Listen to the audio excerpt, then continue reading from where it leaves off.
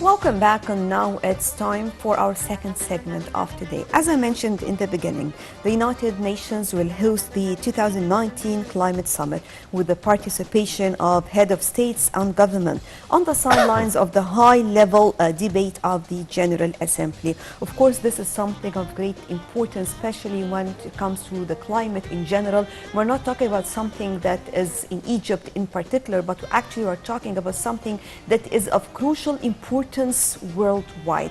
Today we have the pleasure to have with us Dr. Mohamed Abdel Raouf. He is an expert in energy and environment. Good morning, doctor. Good morning to you and to your viewers. Good morning. Well, first of all, if you can tell us the importance of this summit in light of the efforts being done by the international community to combat climate change and its repercussions. This is very important topic, as you mentioned. It has negative impacts on all sectors: agriculture, tourism, industry, energy. We have witnessed in the last month and a half the Amazon fires.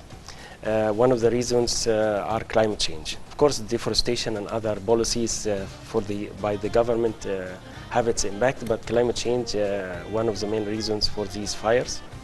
We also understand that climate change is Sustainable Development Goal number 13 of United Nations, and this Sustainable Development Goal cross-cutting all the other 17 Sustainable Development Goals. If we manage to combat climate change, we'll be able to achieve progress on sustainable development and all Sustainable Development Goals. For Egypt, it's very important. Egypt, one of the countries which are very vulnerable to climate change and negative impacts, especially when it comes to sea level rise. And the delta will be much affected. We will lose large land, urban areas, agriculture, land. So it has a very severe impact. So the world leaders are gathering in New York for this climate summit, where they will discuss also not only how to combat the climate change, but also to look for other opportunities for clean projects which are environment friendly and have a very low carbon emissions, especially in energy sectors. We understand that a lot of strikes globally, especially by youth, every Friday, it's called Friday Strikes for Climate Change, are calling for carbon neutrality by mid of this century, and asking for 100% of renewable energy globally. Egypt is doing a lot of effort in renewable energy. We have a very ambitious projects in wind and solar power, and our plan is to achieve 20% electricity from renewable sources by 2022, and this percentage will be 42 by 2035. Yes. Doctor, to what extent is Egypt keen to produce electricity from renewable energy and this to be a solution to reduce the climate change? Fossil fuels, Egypt is very rich in traditional energy sources as well as renewable energy sources. We want to save some of our fossil fuels for export in the future, and at the same time fight climate change locally and globally. Egypt has a very ambitious plans to adapt to climate change. There is a strategy for adaptation, and also there is a very ambitious projects in renewable energy. And these renewable energy projects are mainly focusing on solar power, where we have the largest project globally for solar power in the village of Bimban in Aswan. And also in some other parts in Upper Egypt, we have a very ambitious projects in Gulf of Suez, along the Red Sea for wind energy. And this is a very good start, and you are not only looking for having these projects, but also owning the technology of renewable energy projects. And this will enable Egypt to reduce its carbon emission, fulfill its commitment, save some of the fossil fuel for export in the future, It has many benefits for the economy and for the environment. Yes. Also, Doctor, if you can tell us more about the role of the United Nations in assisting, in providing guidance and support to developing countries in light of what we're discussing. United Nations play an important role because United Nations managed to gather all nations, not only all nations but also important big giant companies where in various sectors. Of course, oil companies are also attending this summit. Civil society, think tanks, academia, so all those are coming to discuss different ways and solutions to mitigate and to adapt to climate change. Looking for various solutions for the market of carbon post 2020. We understand that we have until 2020 the Kyoto Protocol, and this Kyoto Protocol is very environment friendly, is very friendly for developing countries, where it allows these developing countries to get for various projects that reduce carbon emissions. At the same time, when we reach an agreement on, like the Paris Agreement on climate change, it becomes... I was just going to ask you, yes, about this part in particular when it comes to the Paris Agreement for the climate change in particular. Yes, Paris Agreement is quite good and ambitious, but still, as they say, the devil in the details.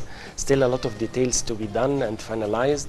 And this coming summit, in a few weeks, in a few days, and in a few weeks also we will have the Conference of Party in Chile. Still a lot of unfinished business, especially for the carbon market. The carbon market, which will allow the trading in carbon emissions. It will allow developing countries to have environment-friendly projects funded by international donors, where they can have credits for these emission reductions, and at the same time make clean development in developing countries.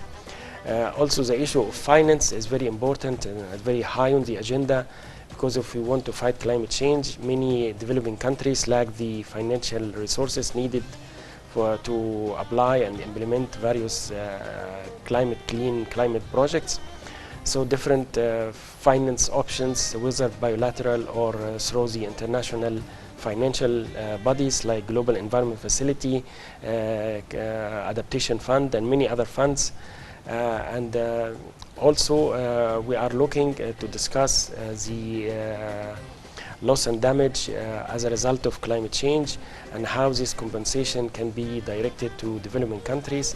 Many other issues like education, awareness, capacity building, joint projects between developed and developing countries in the field of clean climate projects that reduce emissions globally. The civil society globally and the think tank, academia, science community are pushing very hard to achieve zero carbon emission by mid of this century. The carbon neutrality is already in many plans in developed countries. Many European countries are announced that they will achieve carbon neutrality by mid of the century. It's very huge task and a challenge to really achieve this zero carbon emission. It requires a lot of policies, a lot of commitment, investment and funding in clean climate projects. And as we said, that the future for renewable energy is very promising to achieve part of this task. Well, of course, this is of great importance, especially when it comes to the use of the modern technology. I also believe that there is another important part that is the responsibility of the individual as well, and the awareness. I believe that Egypt is playing a crucial role, especially the government in this respect, but definitely this is going to be one of the important parts. Yes, that's a very important question because it's not only the task of the government or private sector or civil society. Individuals also play an important role. You know, small changes, small actions really can matter. We have a very successful example. In 16 of this month, we celebrated the Ozone Day.